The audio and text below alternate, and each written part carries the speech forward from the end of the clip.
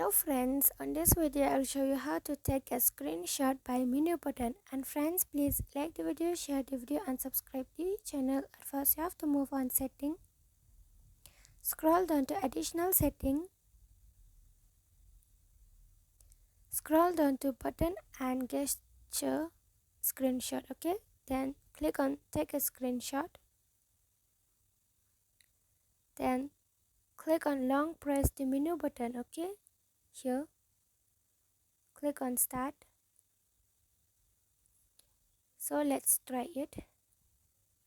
Just click on this menu button like this, press for 3 seconds. Okay, here the screenshot has been taken.